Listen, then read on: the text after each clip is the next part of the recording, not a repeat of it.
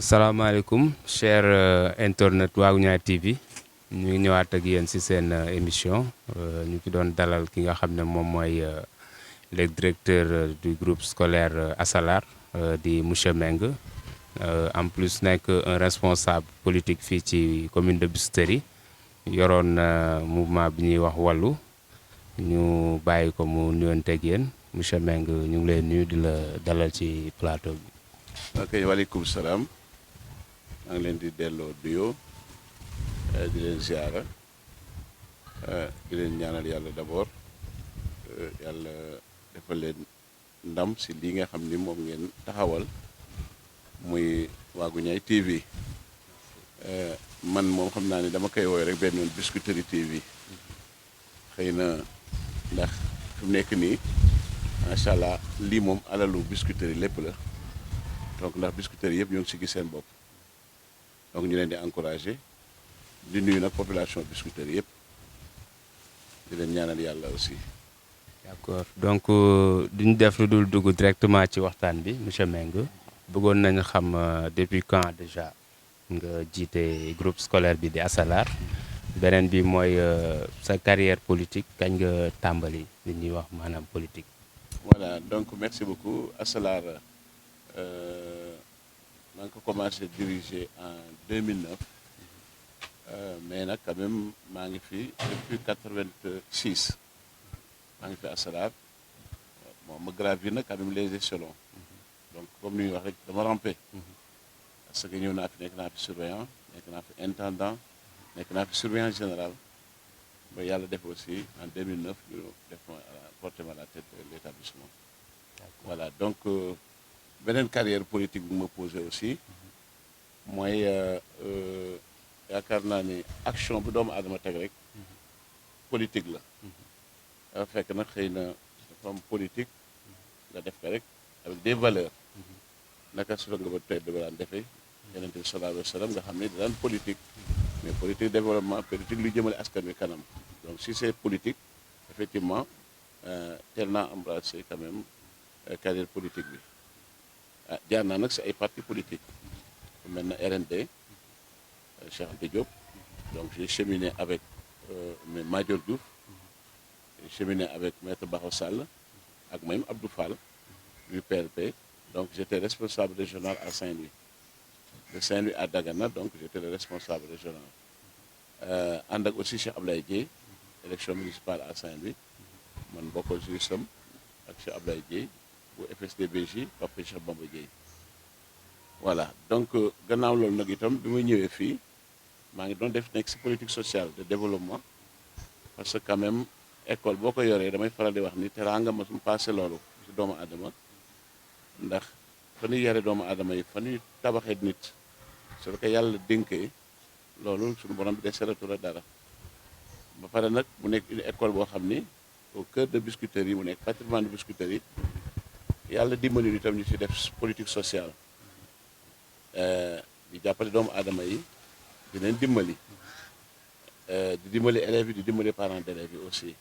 ci forme bu mënti doon nag muy élève boo xam ne xëy na sa jàng waroon na mën a yàqu ñu dàqe la feneen ñu tendre la perche indi la fii parfois aussi yàlla may ni sa ay résultats yam solo ñu jàppale aussi les orphelins yi nga xam ne seen waajur yi nekk néew nañ doole d'abord ñu leen di jàppale mais aussi ñi nga xam ne seen waajur nekkatu fi ñooñu aussi ñu gën leen taxawu di appliquer nag tarif yoo xam ne vraiment des tarifs sociaux la yoo xam ne dana wayef si ñëpp wax dëgg ñu def itam la relation école milieu mooy Asalar dañu ko ubbil population bi danaa di faral di wax ne bu doon sama sago bu ñuy gàmm bu ñu baaree koñ yi nañu ñëw biir Asalar terrain bi yaatu na ñu gàmm fi bu dee cant nañu ñëw cant fi bu dee mariage nañu ñëw def fi mariage bu dee ay tournoi consultation médicale comme ni nga ko waxee léegi nii itam ak formation yoo xam ni ñu bari def nañ ko fi sans compter même les partis politiques yi nga xam ni ku fi samp si Biscuiterie yi ba si le parti au pouvoir à APR seen première réunion avant ñu am siège fii lañ ko defee séminaire aussi yu bari def nañ ko fii yoo xam ni wax dëgg lépp daal pour delloowaat population bi njukkal la ah gannaaw loolu nag aussi en 2014 ñu taxawal un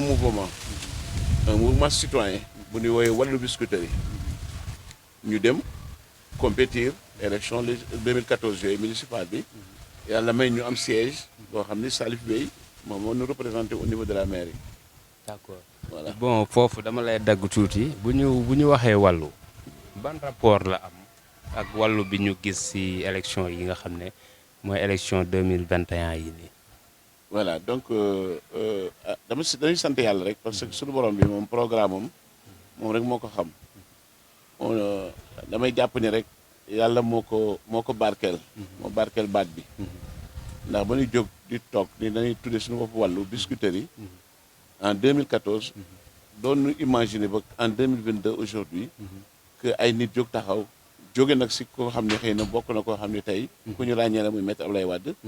nga xam ne xëy na ñooñu jàpp na ni seen wax lépp xëy na baatin la ndax si seen sagesse ak seen kii kon bu ñu tuddee wàllu kon jàpp nañ ni rek yàlla moom moo barkeel ñun suñu wàllu bi nga xam ne moom lañu taxawaloon en 2014 tey ñu tudd wàllu mu am taxawaay boo xam ne sur le plan politique yaakaar naa ni ñëpp gisoon ko si local yi en 2022 muy wàllu Sénégal nga xam ni wax dëgg taxawaay bi ñu war taxaw nañ ko particulièrement fii nag si Biscuiterie yi. d'accord voilà. bon yow bu ñu déggee bu baax tur bi dafa coïncider nga tuddee woon sa mouvement wàllu ñu ñëw ba en 2022 ñu am beneen wàllu nga xam mooy wàllu Sénégal. bu Ablaye Wade ñu taxawal ko. donc est-ce que mën nañ xam li la motiver woon est-ce que c'est les mêmes motivations ak même situation moom moo posé woon pour yow nga mën a tuddee wàllu sa mouvement pour ñëw wàllu Biscuiterie ak le fait que ñii ñëw tudd wàllu Sénégal ñëw pour wàllu Sénégal en tant que parti boo xam ne tey en 2012 rek la fi jógee. voilà donc moi je pense que en même motivation bi la d'autant plus que en 2014 ñun sentiroon nañu nécessité wu pour apporter ñun notre contribution pour la bonne marche de Biscuiterie c'est-à-dire apporter comme li ma koy faral wax notre taux d'utilité sociale ñu remplir ko ce taux d'utilité sociale ba nu bëggoon remplir nan la ñu mën a jàppee si gox bi parce que amuñu droit croiser les bras te toog rek di critiquer temps boobu xëy na peut-être na mu waroon doxee xëy na nit ñi gis na ni doxewu ko conseil municipal bi ñu ni kon nag nañ soobu ñun tamit ñu dem góorgóorlu ndax boo jéemul itam les choses ne vont pas avancer du ñu avancer ku nekk toog sa loxo rek ku nekk da ngay jéem nag la yàlla dogal nag ñu xam ne loolu la yàlla dogal les mêmes motivations aujourd'hui ba tey xëy na ñu wax ma wàllu Sénégal mooy tey à un moment donné yàlla dafa ma booleeg ma rencontré un homme qui s'appelle Djibril Wade bi ma ko rencontré yàlla boole ñu nag ak NGB ma gisoon mu doon def lu am solo di ko jëmale si population bi donc minuma ko mais j'ai dit que ñii est-ce que ñun am nañ droit croiser les bras donc pour même motivation yi j'ai dit que danaa dem jàppale nit kooku yóbbu sama contribution pour NGB parce que lii muy def kenn warul ko seetaan donc premier pas boobu maa ko def vers Djibril Wade NGB yàlla def mu ñëw nag nekk si au niveau nekk conseil municipal nekkul maire mais comme je suis dans l'éducation te maa ngi xool dafay dox ma gis ni c'est quelqu'un qui aide beaucoup sur le plan social c'est quelqu'un qui aide l'école parce que effectivement il était chargé de l'éducation adjoint maire chargé de l'éducation kooku nag ma ni à un moment donné ma ni cet homme là war nañ ko mën jàppale mais yem ma foofu aussi en 2017 damay fêter les élèves primer les meilleurs élèves ma tuddee que l'excellence primée bis boobu ma jël parrain ma ni man du ma jël parrain sa mbedd ma je préfère Biscuiterie il y a des hommes de valeur des dames de valeur yoo xam ne su leen jëlee war na leen mën def modèle de référence pour nos élèves boobu ëllëgee ñoom ñu rencontré élèves yi si mbedd mi ñu naan kee mooy sunu modèle en ce moment-là en 2017 j'ai pris Djibril Wade comme modèle de référence pour nos élèves mu ne parrainer cérémonie ba ñu primer les meilleurs élèves donc suñu relation foofu la consolidé woo yàlla def nag itam loolu yamu sa j'ai dit que Djibril Wade mi élection ñëwaat na dama apporter encore sama taux d'utilité sociale mais nit ki itam il faut en général àdduna ñuy dem avec beaucoup de réalisme ñu bañ di jiite rek suñu bopp ma ni man de Djibril Wade mi gënuma bëgg Biscuiterie jàpp naa loolu mais jàpp naa ni aussi am na plus lu mu mën apporter par rapport ak su ma mënoon indi benn moo mën a indi benn genn wàll j'ai dit pourquoi pas cet homme là ñu mën ko jàppale. d'accord mais loolu cet homme là Djibril fan nga ko teg genre yaa ngi wax ne bi ngeen di xamante déjà c'est à travers NGB nga xam ne dem nga def ci participation beneen bi mooy en tant que conseil municipal nga demaat di apporter sa contribution mu nekk de plus en plus benn motivation boo xam ne moom nga am ci la personne c'est ça. donc diggante bi nan nga gisee par exemple étant conseil municipal la commune de Biscuiterie ak les 2 ans jàpp 3 ans yi nga xam ne moom moo nekk ci boppu mairie bi. Voilà donc en fait dafa ñëw conforter rek li ma doon wax léegi nii c'est-à-dire dama ko jàngat gis taxawaayam gis li muy apporter Biscuiterie li muy apporter l'éducation ba si Covid bi mu ñëwee j'ai été le premier en tant que institution école As-Salam ma jël matériel bu takku yóbbu ko ni que man maa apporter sama contribution pour la lutte. En 2020. En 2020 parce que bu doon sama sago suma élèves yi ma yóbbu fa saabu. bu doon sama sago ma yóbbu fa kotol mais à travers la mairie war naa mën indi sama contribution si côté boobu. D'autre part aussi ma gis ni kii sur le plan social il a fait des réalisations bi si ràññee mooy stade bi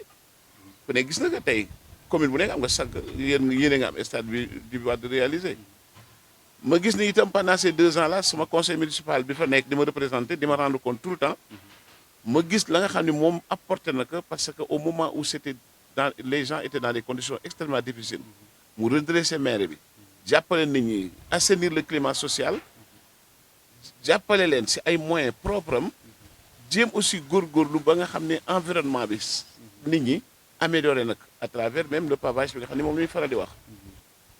mooy à un moment donné comme ni ma wax moi je suis de très près depuis 2014 parce que j'ai un conseil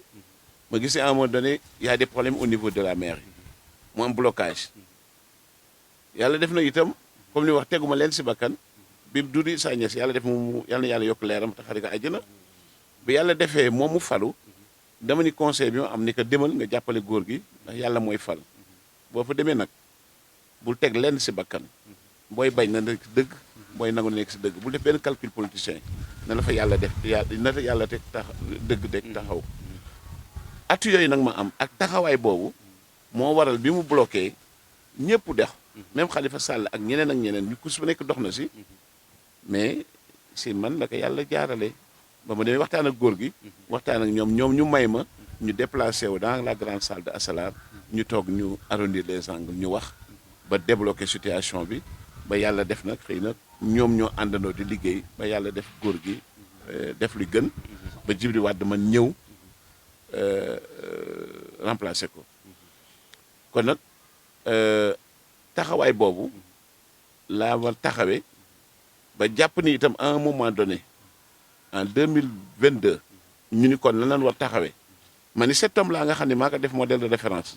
cet homme là que j'ai accompagné que j'ai vu travailler cet homme là bi ma gis ni moom mi amal na njariñ Biscuiterie est-ce que dana ko war kii ma ni nag j'ai pris la responsabilité sur moi de consulter pratiquement tous les acteurs de Biscuiterie je dis pratiquement képp koo xam ne yaakaar naa ne am nga fi cadre si Biscuiterie rek woo naa la fii si école bi ñu nangul ma ko nag ku ñëw moom la ni la pour l'intérêt de Biscuiterie na leen bàyyi ñun suñu jëmm yi tekk te ànd ak kii nga xam ne tàmbali na liggéey boo xam ni bu ñu ko si jàppalee njëriñ Biscuiterie rek lay doon ay sant yàlla nag ndax yàlla defal nañu si tey résultat aujourd'hui conviction la ñu gëmoon 2014 ñu topp ko yàlla may ñu itam ñu dem si bannière boo xam ne wàllu la tudd wàllu Sénégal kooku bannière bi kese la mais la coalition en tant que telle Biscuiterie suñu yittee la tudd ndax ñi mu regroupé yaakaar naa ni c'est le parti de Biscuiterie boo xam ne yàlla defal na ko tey Djibril Wade mu nekk loo xam ni Biscuiterie yëpp ñëw nañ autour de sa personne ñëw nag jaarale ko fii parce que demul PDS seeti leen ndax ay mbokkam lañu tafu si ñoom demul si ñi nga xam ne ñoo ko jàppale woon ñoom taxawu Dakar ak PS ba mu nekk maire mais dafa ni wax dëgg bu doon sama sago Biscuiterie tey njabootu Biscuiterie daal bu doon sama sago Biscuiterie nekk benn mbéy nga dana ñëw As-Salam mu nekk un terrain neutre bu ñu fa dajee nag ñu dajalee njabootu Biscuiterie yëpp ñu àndandoo pour liggéey Biscuiterie loolu nag yàlla defal na ko ndax wane na ko aussi ces résultats yi nga xam ni am nañu ko si élection yi. alhamdulilah bon bu ñu ñëwee ci loolu yàlla may na leen ndam ñu gis ne vraiment il y avait 3 coalitions yoo xam ne fii ci Biscuiterie en tout cas ñoo gënoon a nekk ci bopp maanaam votants yi parce que dañ doon wax ne tendance bi Benno Bokk Yaakaar la grande coalition Wallu ak Yewwi Askan Wi. Si on fait la remarque mën nañ wax ne ici à Biscuiterie dafa wuteeg yeneen communes yi nga xam ne tendance bi mën nañ wax généralement Benno Bokk Yaakaar la woon ak coalition bi nga xam ne mooy Yewwi Askan Wi. Donc Biscuiterie ñu gis ne yàlla def na grande coalition bi nga xam ne mooy Wallu moo fi gagné nan nga mën a defee analyse boobu noonu. Voilà, merci beaucoup. Voilà, c'est le lieu d'abord que nous remercier vraiment toute la population de Biscuiterie. Toute la population de Biscuiterie. De féliciter suma maire, Mami Djibril Wade, yàlla may ko ndam nag defal ko sutura. sàmm ko mais remercier aussi quand même ñëpp ñi nga xam ne taxawoon nañ dama soxla muy Benno Bokk Yaakaar muy Yewwi ak yeneen coalition yi fi nekk je pense que nombre bi xaw na bare. mais nga jàpp ni ñoom ñëpp doom Biscuiterie la te seen yéene moo doon liggéeyal Biscuiterie yàlla nag moo tuddee nii waaye li si am solo mooy la victoire de Biscuiterie moo doon tey Biscuiterie a servi d'exemple kenn déggu fi benn xuloo kenn déggu fi xeex kenn déggu fi wax ju ñaaw c'est le lieu vraiment de rendre vraiment hommage à ces hommes-là qui se sont engagés pour Biscuiterie ak rafetaay bi ni ñu ko defee itam question bi nag yaakaar naa ni ñun de Biscuiterie quelle que soit vague bu doon ñëw Djibi était déjà dans le cœur de la population de Biscuiterie quel que soit Alpha nag Biscuiterie a choisi son maire et a su choisir son maire aussi et a choisi le maire qu'il faut pour Biscuiterie xëy na c'est dommage que dans certains coins am na maire yoo xam ne dañ naan la population xamuñu ko sax ñun daal dañu yëg euphorie rek dem euphorie boobu nag lu mu rëy fii du tey Biscuiterie parce que Djibi dans sa générosité bu waxoon ni tey damay dem si PDS ñi samay mbokk toog fa wàllu Sénégal kon xëy na lii mën na ko dal mais dans sa générosité dafa yaatal ce qui fait que coin bu nekk fu nekk boo demee sa xoolu nit ñi Djibi Wade moo si nekkoon donc nag quel que soit nag du doon ñëw muy Yewwi Askan Wi ndax effectivement ça a constitué menace parce que les gens ont voté pour peut-être juste dàq ka fa nekk la mais xooluñu comme ni ñu fa wax Sénégal tam mën nañu folli mais mën nu fal et malheureusement nag ñun sant yàlla ñun de dal ñu Biscuiterie te sag la boo xam ne nag si njabootu Biscuiterie yëpp jàngat la gis nga Biscuiterie élection yi dana nekk jàngat si ku nekk nag ñu bari daanu ko jàngat nag parce que ñi daanu si yeneen coin yëpp c'est parce que tout simplement dañu doyloo ñoom seen coin ba nu nekk Djibi su toogoon PDS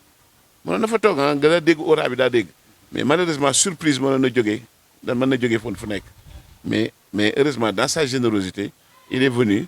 mu ni samay mbokk PDS ñoo ngi nii mënuma leen bàyyi samay mbokk taxawu Dakar ñoom Ahmed Diop sama mbokk Bestu ñàkk yi ñoom Mansour Sy Djamil ñoo ma porté woon sama mbokk PS Ndiaga Dieng ñoo liggéey si maire bi te bi ma ñëwee dama boole ñëpp nekk benn su ma demee si ñii mën naa ñàkk ñëri su ma demee mu ni ma mbeng naa ñëw nii nag si digg bi toog c'est pourquoi nag sax mu choisir Asselar sama domicile man pour def fa siège et c'est le lieu aussi bis boobu wane ni tey wax dëgg Biscuiterie am na lu rëy parce que muy jigéen ñi muy jeunes yi ñëpp bàyyi seen couleur parti politique on ne parle que de Biscuiterie le parti de Biscuiterie muy si jigéen ñi et je sais que ni bu du génnee si élection yi y aura beaucoup de choses dana bare lu bare loo xam ne dana juddu loo xam ne incha allah day jëmale kanam Biscuiterie parce que dynamique boobu ak esprit bi Djibi Wade indi fi macha allah daal wax dëgg yàlla daal moo si def loxoom donc dañuy sant yàlla. En tout cas ñu resté fii ci Biscuiterie boo xoolee boo defee remarque comme ni nga ko waxee le maire Djibi Wade moom il a su regrouper ñi nga xam ne ñoo bokk un peu partout ci yenn parti fii ci Biscuiterie ba tax na boo seetloo aussi yeneen parti yi mën nga jël le cas exemple PS tey am na ñoo xam ne dem nañ ci Benno Bokk Yaakaar ñenn ñi ñu ngi bokk ci coalition bi di Wallu. donc loolu maturité lañ koy tuddee wala ndaxte boo xoolee dama am habitude doon wax ci émission yu weesu yi bien avant élection yi que ne il faut que population bi ñi nga xam ne ñoom ñooy acteurs yi ñu gën a sensibiliser xamal leen ne du élection présidentielle. Tout à fait. élection locale la donc localité bi nga xam ne moom nga nekk il faut que nga tànn ki nga xam ne am nga yaakaar ne mën na defar gox bi am na kàttan bi am na xam-xam bi mais pas ngay xool ne man dama bokk ci parti bi donc parti bulletin bële laay xëcc parce que bu ma la posé question bu weesu bii parce que dama gis ne ñu bëri bulletin la ñu voté en tout cas la remarque loolu la ci yeneen localité yi donc dañu def Benno Bokk Yaakaar Yewwi Askan dañuy ñëw ñu sanctionné Benno Bokk Yaakaar jël bulletin bële sans pour autant rendre compte que ne man étudier wu ma ki nga xam ne moom mooy candidat bi donc moo tax dañuy dellu si waat comme li nga wax xam ne Biscuiterie en tout cas fii ñu nekk ñun gàcce ngaa laama ndaxte wane nañ benn maturité boo xam ne vraiment gars yi dañu ñëw dañoo tànn en dehors même fekkee sanctionné nañ ci benn côté tànn nañ yow en tant que acteur yow kooku lan ban analyse nga ciy def ak benn kii nga ci joxe. Voilà moi je pense que pour man sax ñun Biscuiterie n'a pas sanctionné. Biscuiterie a choisi son maire juste bu passé nag ña gagné ñëpp a gagné. Biscuiterie moo si gagné ndam li ñëpp la donc du sanction par rapport aux autres du sanction parce que yàlla dafa def ni ñu daan àndee si élection yi bu ñu gisee Arona ñoo ngi saafante ñoo ngi gisee Ismaïla ñoo ngi saafante bu ñu gisante ba si dans la liste de Djibi il y avait des gars de l'APR il y a une partie de l'APR dans il y a Bokk Gis Gis de Pape Diop avec ñoom Guilé il y a Djengo avec Pape Mati Ndaw vous voyez donc il y a l'intérêt de Biscuiterie moom la ñu jiital comme ni nga wax local la ñu def ko couleur locale bi je me dis que même bulletin yi ñun dama ni suñu victoire doon na gën rëy parce que effectivement c'est une victoire vraiment boo xam ni macha allah sant yàlla parce que boo fekkee ni le deuxième bi qui menace les gens un peu partout Yewwi partout quand on devance Yewwi de 1000 et quelques voix ça veut dire que ni kooku y a même pas photo quand on devance Benno Bokk Yaakaar de 2000 et quelques voix kon nga xam ni ñun mënoon nañu am lépp loolu sax bu fekkoon ne bulletin yi dañ si def photo Djibi parce que je sais que ne maire yi ñu bare ñoom Djibi rek nit ñi Djibi rek la pour dire que c'est local moo tax nit ñi mën gëm ni Djibi la moo tax je me dis que même bulletin yi war na ko xoolaat au lieu que ñuy def photo kii ñu def photo candidat bi si boppam ñu xam ni candidat baa ngi nit ñi gis ko ça aussi c'est important voilà donc lecture bi ma si def nag comme ni nga wax rek Biscuiterie vraiment ils ont fait preuve de maturité dans le déroulement du scrutin bi dans le processus macha allah tey Biscuiterie koo rombul la félicitation koo rombul la nga nuyonteeg moom parce que kenn xeexul kenn dóorantewul kenn saagantewul macha allah yàlla lépp rafet daal kooku maturité la mais yàlla si mën ko defal parce que itam ay nit su seen xol rafetee ñu yéenante jàmm rek sunu borom bi nekk seen biir di leen béggee moo tax ma jàpp ni Biscuiterie ak lii fi am nii te c'était sincère nag quand même ça a été trop sincère parce que te nag ma wax la leen kenn toogul ak Djibi ni que su ma demee lan la quelles sont les conditions de façon systématiquement les gens sont venus pour dire à Djibi damay ñëw ñu ànd liggéey kenn amul condition et dans les listes même yi dem am na ñoo xam ne recevoir nañ dans mon bureau en leur disant voilà une bonne opportunité venez on va travailler ensemble pour Biscuiterie mais quand même bon yàlla moom tracé na boobu ba pare vraiment duñ def lu rek encouragé ñi nga xam ni ñoo fi nekkoon mais en tout cas daal cas Biscuiterie bi daal c'est un cas d'école mais yàlla nag moo koy defal doomu aadama bi xëy na nag itam nit ka mu ko defal ba mu jaarale xëy na si xolam la si yéeneem la si doomu aadama yi si yërmandeem la te wax dëgg macha allah ñëpp waxal ko muy Djibi Wade loolu yàlla mën na ko defal lu raw lii itam defal ko si quartier am aussi quoi wala defal ko si commune am ndax itam li mu yéene si commune am dafa yaatu trop la mu yéene si commune am dafa yaatu ndax su leex parcours am ki nga xam ni pavé na école am te boobu nekkul maire pavé na koñam te boobu nekkul maire di dimbali nit ñi tey mu nekkee maire mu ni tey naa pavé koñ yi nga xam ni yëpp te pavé bi dañuy wax état bi la mais commune yi démembrement état bi la ñoom ñoo lay jàppale pour nga liggéey bi mais nag pour ñu jàppale la il faut nga mérite bi pour ñu mën la jàppale ndax dañuy tànn kon mun la tànnee am na fu ñu la teg kon nag léegi mu ni naa pavé koñ yëpp pour que si wàllu santé gi tey boo doon dépenser 1000 si santé bi au moins nga dépenser parce que pavage boobu dana permettre au moins koñ yi sa environnement bi gën sain mu ni naa defar loolu biscuiterie sans sable dana régler peut-être problème yu bëree bëri itam bu paree itam si santé bi mu am si xalaat yu bëree bëri te yaakaar na def donc daal am na yéene yu bëree bëri si biscuiterie yi même suñu école yi ñun on a dugal nañu fa ay protocole pour wax maire bi am na des difficultés si parents d'élèves yi ñoo xam ne ñun ñoo koy dund ak ñoom te il faut ñu jàppale leen donc tracé nañu aussi ay lignes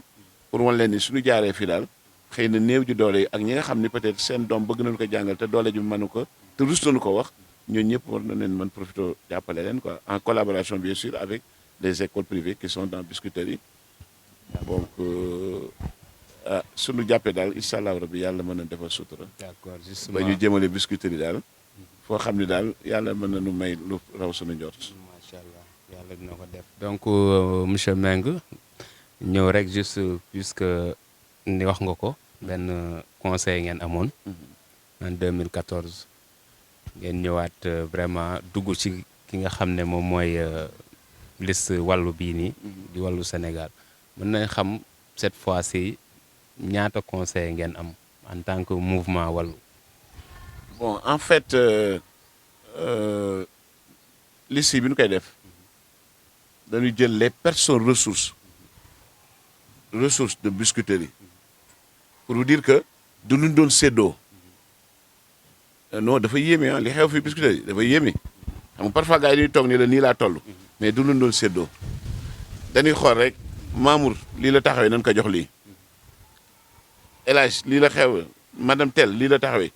seetuñu nag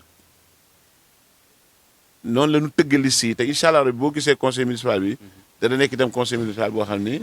yaakaar naa ni daal am na si yaakaar trop si niveau ba fa muy toll. donc c'est pas en termes de nombre xam naa ni daal actuellement sunu liste bi yàlla mën nañ si may au moins 46 conseillers sur les 70 léegi nag conseillers yi nag conseil biscuiterie la dootul conseil wala biscuiterie en tant que mouvement de monsieur Mbengue quoi. waaw mais voilà. am na solo parce que tey xam nga bu fekkente ni yow. wax nga ci biir wax ne ki nga xam ne moom moo leen toogal foofu. en tout cas bon dafa dugg ci bannière wàllu. la dugg en 2014. donc du rendre compte kenn. donte askan bi la fa nekkal. mais dina la rendre compte ba nga yow. mën a dem di lijjanti benn problème boo xam ne c'est au niveau de la mairie. même bu fekkee acteur nga mais moom dina la rendre compte bu fekkee dafa am ay lënc ay jafe-jafe. dina la rendre compte ba nga mën a dem yow. ba mën a taxawal ba jubóole leen. donc ce sera la même chose. ku ci nekk rek fa nga jugee da ngay refléter fa nga jugee. tout à fait normalement tout à fait. moo tax ma laaj la yéen ñaata conseil bi baa ngeen am yaakaar am ci biir kii bi yoo xam ne ñooy représenté wàllu. de toute façon exactement je ne voudrais pas citer mais je sais que léegi ñaata ngeen investir ñoo xam ne je suis dans le conseil municipal actuellement. j'ai été investi. ku mel ne Salif Bey nga xam ni moo ñu représenté woon. et qui nous a représenté vraiment. ngeen reconduire ko mi ngi si biir. ku mel ne Abdou Khadre bi nekkoon UCG. mi ngi si n'est-ce pas. ak ñeneen. à peu près boo doon xayma ñaata ñoo jugee ci mouvement wàllu bi ñu investir leen ci liste. non mais c'est-à-dire que nombre boobu xam nga man dama ni sama mouvement bi le concept wàllu ku nekk fa nga nekk yaa ngi wàllu. d'accord Mathiam qui est à vers fële Bentali. Mathiam c'est un acteur mooy régler marché ba saa mu ñëw ni ma fii salte na ma ni que tu es dans wàllu. les jeunes qui sont là ñoom Mara ñoom Babacar ñoom Moo Ndiaye je le dis que concept bi mooy waxtu ngeen war a dimbali doomu aadama dimbali vous êtes toujours dans le wàllu. d'accord vous êtes toujours dans le wàllu quoi. Donc pour man aussi jàpp naa ni conseil yu yëpp man sama conseil la ñu wàllu la ñu parce que si taxawaay bi la wàllu taxawaay bi la concept la woon da ngay jëf da ngay dimbali doomu aadama da ngay am yërmande doomu aadama da ngay accompagner doomu da ngay dox lu da ngay liggéey nekk teg sa tànk si liy jëmale Biscuiterie kanam quoi. d'accord voilà bu ñu nee mouvement. dañ ne activité. mën nañ xam yan activité ngeen def boobu ba tey. ak yan activité lañ mën a xaarandi ci wàllu pas la mairie mais wàllu ci boppam le mouvement. wàllu bon en fait wax naa la ko léegi nag ni la ñun toujours on est toujours en activité aussi ah. par exemple c'est-à-dire que des activités majeures ay événements yoo leen def ay activités yoo xam ne lépp luy jëmale doomu aadama kanam. ñoo ngi si. maa ngi lay wax ne la lépp loo xam ne day jëmale doomu aadama kanam ñoo ngi si ñun. c'est-à-dire du ñu ciblé parce que par exemple y a quelqu'un boo xam ne dañ la ciblé defal la benn événement. dugal ko si réseaux sociaux yi di ko tourner en boucle ñu ne kii mi ngi nekk social. man ma vie de tous les jours. c'est wàllu. zaala nga koy def keneen nga koy def fële am na ku soxla benn problème zaal dawal dem régleel ko. am na ku soxloo war jàng ñu woo ma ni ma kii dañ ko war dàq te il faut ñu dimbali ko fan lañ war jaar ñu war ko jàppale donc c'est des actions de tous les jours ñun mooy sama concept wala benn su ñu ñëwee nag ba war nag daje nag pour war def quelque chose mais on se réunit on partage ñu waxtaan ak nan la ñuy defee si ak nan la ñuy demee si lii c'est comme tout à l'heure Abdou Khadre UCG mu ma doon woo su dara amee fenn mbalit moo woo Abdou Khadre ni ko Abdou Khadre demal tel coin am na mbalit ndax doo fa jaar ak sa benn mi nga jël ko te kenn du ko yëg nag man parce que man en général c'est ma philosophie aussi quoi li may def man mbéy bëgguma di ko wax parfois ça me gêne sax da ngay romb nit nuyu ko ma ngay xool kii fan la ma xamee mun ma mbéy da nga ma jàppaloon teel ma ni ko fàtte naa ko sax sama doom ma nga telle place yaa ko dimbaloon fàtte naa ko en fait noonu lay fonctionner aussi quoi en fait pour ne pas trop être formel nga xam ne nag da ngay jëm régler la lay da ngay nga jël alal ju bare def si pour un résultat boo xam ne ki ne non man daal wàllu bi daal concept la boo xam ne daal pour man daal dañu war di wàllu doomu aadama yi fu mu toll dañ leen war jàppale fu mu toll c'est ça en fait quoi aussi quoi voilà léegi nag on est toujours nag dans cette dynamique bu ñu yàlla dimbali nag ñu dimbali nag si maire bi en fait taxawaay bi dana gën a yaatu parce que barke démb rek maa ngi waxtaan ak la présidente des femmes de wàllu ma ni que bon yàlla dimbali na am nay financement yu ñu promettre des organisations ñu ngi war accompagner les femmes pour un financement de 200 millions sax déjà bu tax bu nekk sur place mais organisez-vous on va appeler même la population wax leen ñu daje fi école ñu remercier leen mais ñu organiser leen accompagner leen aussi pour que yooyu ñu mën ko mën jariñoo. d'accord bu ñu déggee 200 millions j'entends un peu partout que financement bi génn et tout financement boobu lan nga ñu ci mën a expliquer lu leer c'est financement la bu jugee ci mairie bi financement bu jugee ci état bi financement bu jugee ci mouvement bi 200 millions yi lan la. non c'est-à-dire que je pense que c'est une banque déjà. banque xam nga nañu liggéey. qui accompagne les femmes. les organisations féminines quoi de femmes. d'accord. ñoom ñooy def seen établir seen critères. mais on peut dire que on a un budget de 200 millions qu'on peut vous financer. maintenant il appartient maintenant jeunes yi. ñu dem organiser wu. ñu defal leen canevas yi. parce que itam il faut nit ñi xam ni financement yi. du jël ko rek lekk ko. mais da koy liggéey pour fay. mais daan la koy yombal ba nga xam ni xëy na la banque classique. ñi nga xam ni ñoo fi nekk. xëy na boo fa doon ñëw di lab duñ la ko mën lebal. parce que amoo suffisamment de garantie pour ñu mën la lebal. c'est ça la différence. alors que yow mi nga xam ne amoo garantie xëy na peut-être maire bi rek xëy na mooy nekk peut-être un peu ce comment dirais-je ce kiiraay. ñoom xëy na peut-être daal la gën waaye falal. da nga xam ni su la accompagner daa si man jël li nga soxla liggéey si man delloo tranquillement te du am yenn contraintes yi. donc du xaalis bu ñu teg fii rek ni que nag kaay leen ngeen jël ko mais il faudrait que les jeunes et les femmes wala population bi ñu organiser wu quoi tu penses que on va dans ce sens peut-être xëy na pour. donc nan ngeen ban mode ban yoon ngeen jaar pour mën a sensibiliser ñëpp pour mën a informer ñëpp. mooy yaakaar naa ni fi mu nekk nii l'idée est déjà lancée ñu si bari xam nañu ko keroog bi ñuy def clôture on a demandé nañu à toute la population nit ñi ni leen approchez-vous de votre mairie jóge leen seen mairie ñëw leen demander renseignement ñu wax leen fan ngeen di jaar ñu wax leen yeen papier ngeen di wut parce que en fait dans sa politique du Wade moom bu doon sagoo ma ne fa ni bala muy jël quoi que ce soit di ko jox keneen mu koy liggéey comme il l'a fait avec beaucoup de terrain bi xam na ki mu ko joxoon je pense que Baye Fall moo ko liggéey ak këram terrain bi jardin bi basket bi Mansour Sy moo tax mu ni nag je préfère jox njabootu biscuiterie ñu liggéey mais l'essentiel nañ dem wuti ay këyit yoo xam ne dañ leen permettre suñu ma leen jox marché bi jox leen ko nag quand même ak même bu dee gré à gré. voilà mais mu tegu si yoon je préfère que dëkk si quartier bi ñëw liggéey ko sax ñu naan ko baax na ak baaxul sax ñu que jox ko beneen waay boo xam ne xëy na daf koy jël wala la mu say gañe feneen la koy yóbbu yaakaar naa ne loolu c'est à saluer kon nag il appartient maintenant à cette jeunesse et à nos braves dames de s'organiser et de venir vers leur maire en leur disant que ah ñun de li leen bëgg ñun de tooguñu rek di xaar mais bëgg nañu lii su joxee marché bi kenn koo xam ne si gox bi la dëkk kooku ubbi comme ni ko Mansour Sy defee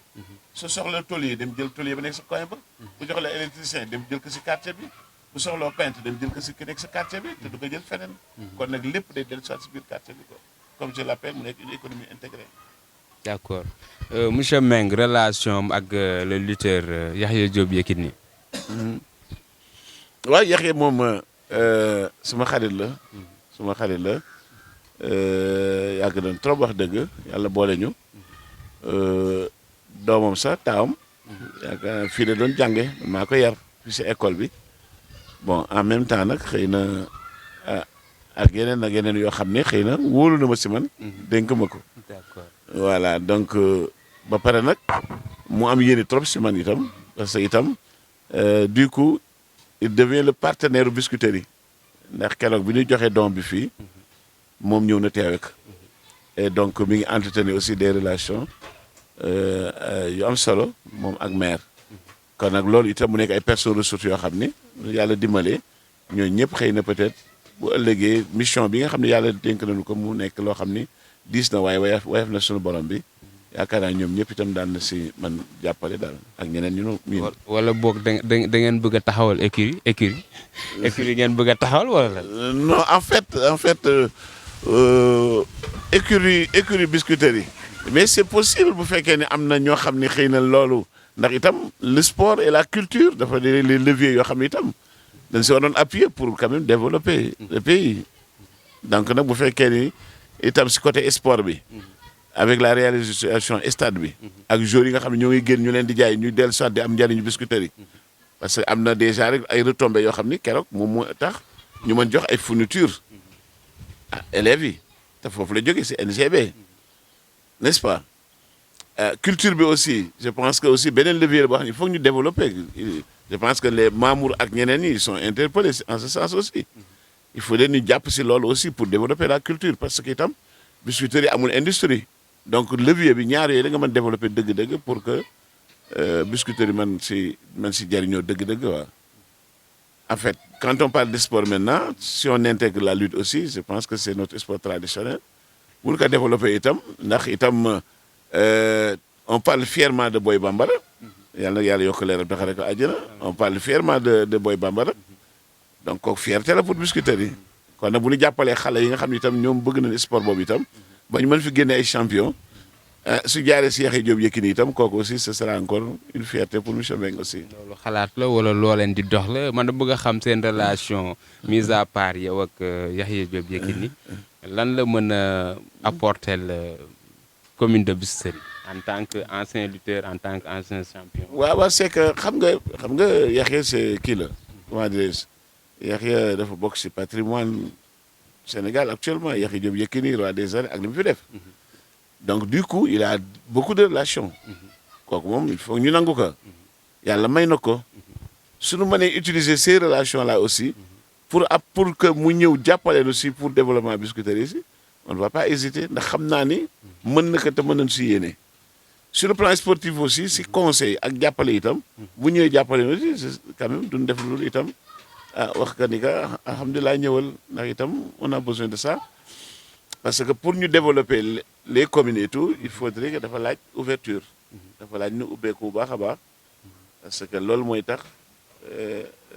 yëf yi gën yomb daal. d'accord léegi présentement toogaat ngeen ci mairie bi nan la waa Biscuiterie mën a xaar par rapport ak programme bi nga xam ne moom ngeen doon vraiment annoncé ci campagne yi. waaw programme bi moom je pense que ñun on n'a pas été dañu waxante maanaam langage de vérité la ñu tenir si nit ñi. dëgg rek lañu wax ak nit ñi. xam nga dafa rafet nga jëw copier coller ay programme mu rafet trop. nga toog naan sama programme lii gars yi naan wu programme bii de rafet na te doo mu wóor na ni kii mën na ko réaliser sax mais d'abord le maire nee na il va s'appuyer sur les délégués de quartier. ñoom suñuy réunir seen biir comme ils ont l'habitude de le faire bulletins yi di ñëw ñuy xool d'abord les priorités au fur et à mesure ngay régler les priorités mais ku nekk xam na ni problème mu communes yi partout problème de santé la problème environnement la problème de sécurité emploi des jeunes emploi yi wax naa dégagé na ay pistes ak emploi bi peut-être c'est l'État en général qui crée les conditions. Mais il faut créer peut-être les conditions aussi pour que xëy na jeunes yi ñu am lu ñu jàpp beneen mbir aussi mooy ñu continuer comme ni nga ko waxee pavage yi nga xam ne def na ko. donc Biscuiterie sans ça boobu bu ñu ko réglé problème de santé bi lu bari na réglé wu parce que suuf nekk si suuf nii déjà daanaka presque ay microbes ngay nekk donc loolu dana réglé wu déjà. beneen mbir mooy aussi on pense que à relever un peu le plateau médical mooy. Biscuiterie ñu am fi au moins un centre de santé au lieu kon nga dem Baskar Camara wala nga dem feneen au moins mu am centre de santé. Penser aussi à la sécurité mooy nga xëy na am un commissariat. nga créer les conditions pour que ñu créer un commissariat. pour renforcer xëy na la sécurité. bon ak xëy na yeneen initiative yoo xam ne nit ñi mënoon ko jël. dans la sécurité de proximité aussi. xam ne loolu aussi xëy na bon c'est des créneaux que les gens pourront exploiter quoi. lépp pour l'intérêt de Biscuiterie aussi quoi. d'accord parce que déggoon nañ déjà lors d'une émission boo xam ne man mii maa ko def. mu ne dina def pose première pierre pour centre de santé bi d'ailleurs jubóo woon nañ ba pare. mooy en face jumaa ji. nga xam ne moom la jigéen ñi di jullee. mooy mosquée ñaari tali bi. je sais pas ndax c'est déjà fait oui ou non en tout cas il avait promis. beneen bi mooy par rapport ak poste de police bi nga xam ne waxoon na ko boobu moom je crois que dafa ne dina saisir autorités yi nga xam ne autorités compétentes yi on va voir comme ni nga ko waxee parce que ku ko xam déjà xam ko ci koo xam ne du def ay promesse vraiment kooku mën naa ko seede côté kii bi aussi environnement bi gis nañ ne comme li nga wax ni commencé na def ay pavage et tout mais tey bu ñu doon wax priorité fii ci commune de Biscuiterie yow lan mooy priorité selon vous lan moo fi priorité bi. moo fi priorité bon en fait je pense que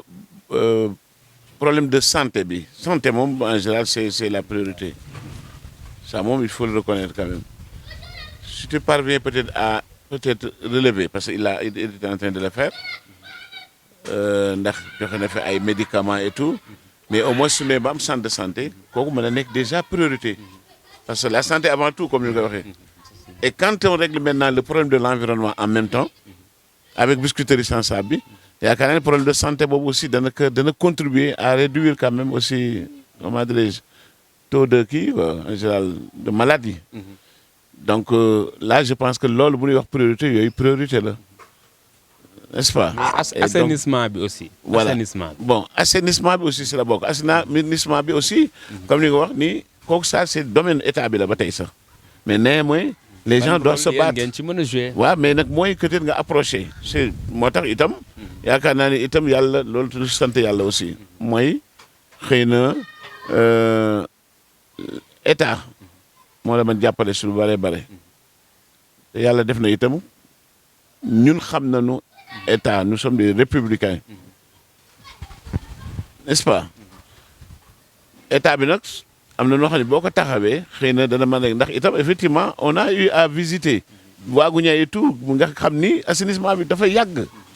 dafa yàgg donc c'est un problème boo xam ni quand même. surtout bopp qu'il surtout faut quartier voilà bopp. quartier bopp aussi. comme ni nga ko waxee donc c'est des problèmes yoo xam ni. actuellement gars yi ngi si waxtaan nag. waxtaan mi ngi poussé parce que itam doo tëb rek def ko. par exemple même pour reprendre le télé bi. bopp wala nga reprendre les terrains et autres. mais il faut régler le problème d'assainissement ba pare. soo ko réglé nag ba pare nag après soo paree mën nga def àggale li si des. mën nga defar tali yi mën nga defaraat terrain yi yëpp normalaat mais yooyu yëpp itam en collaboration avec l'État xëy na yàlla mën a def xëy na loolu yëpp ñu mën koo defar mais dans un premier temps daal li nga xam ne moom nga téye nga fexe ba àggale loolu sax au moins mooy nga ni naa ñafe ba am benn centre de santé xëy na c'est encore possible naa ñafe ba am sax police sécurité bi kooku itam c'est possible ndax da ngay créer juste les conditions par exemple quand j'entends le maire dire que boo jëlee ñaari école nga xam ne ñaari école fait presque dara ne nga jëlee benn école bi construire en haut nga boole bi espace ba parce que Biscuiterie n'a pas d'espace donc facilement nga defoon centre de santé wala nga def fa leneen n'est-ce pas donc vraiment xëy na conditions yi mi ngi siy réfléchir pour xëy na peut-être améliorer le cadre de vie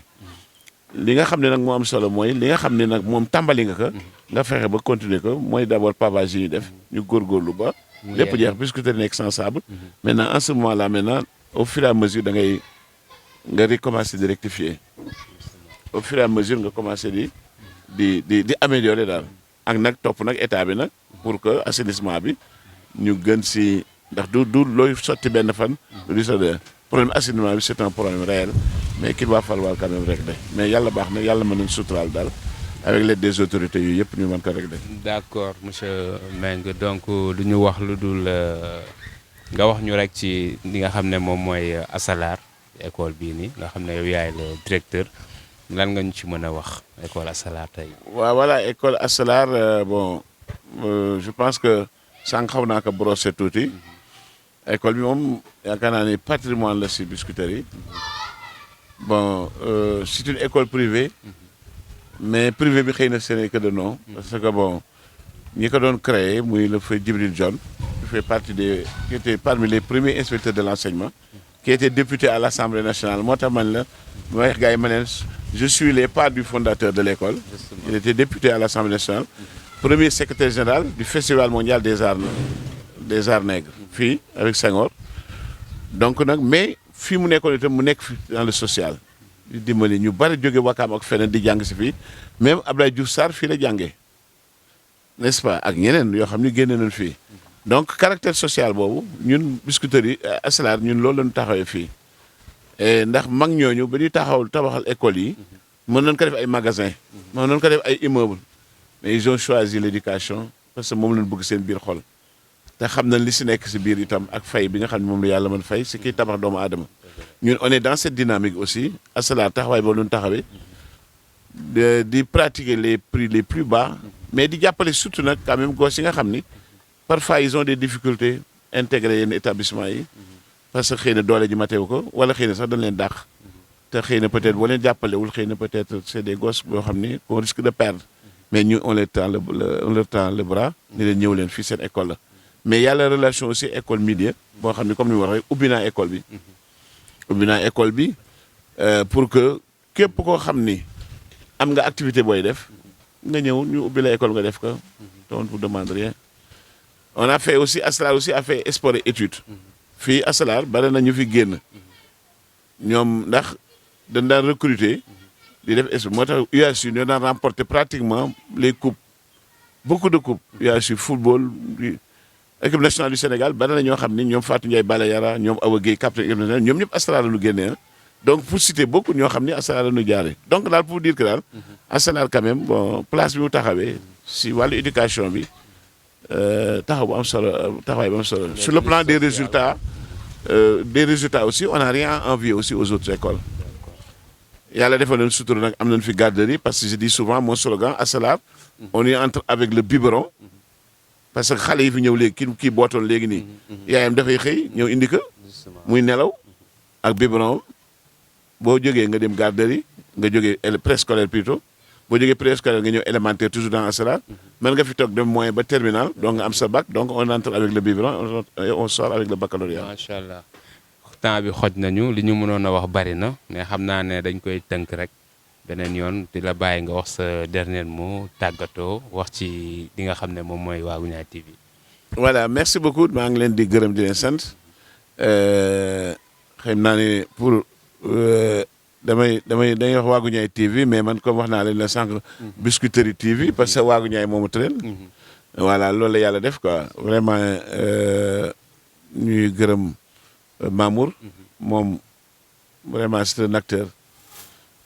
posture am sax daf ko wane macha allah ndax Mamour yamale na ñëpp daal njabootu Biscuiterie yi ñëpp moo tax daal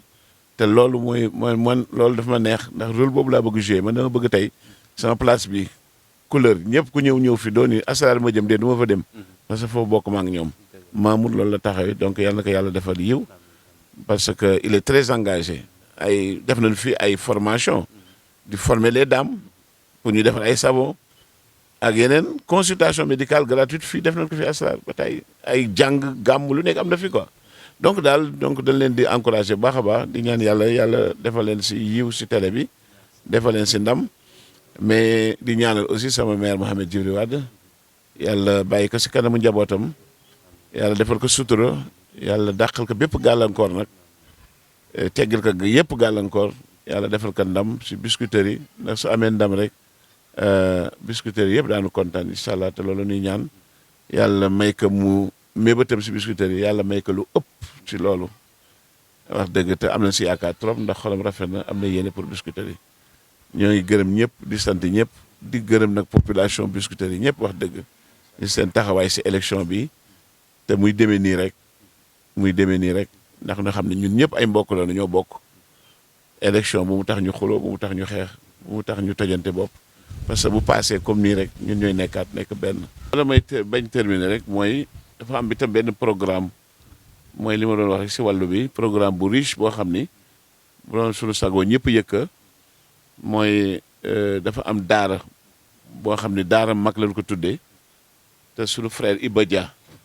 Iba Dia ancien entraîneur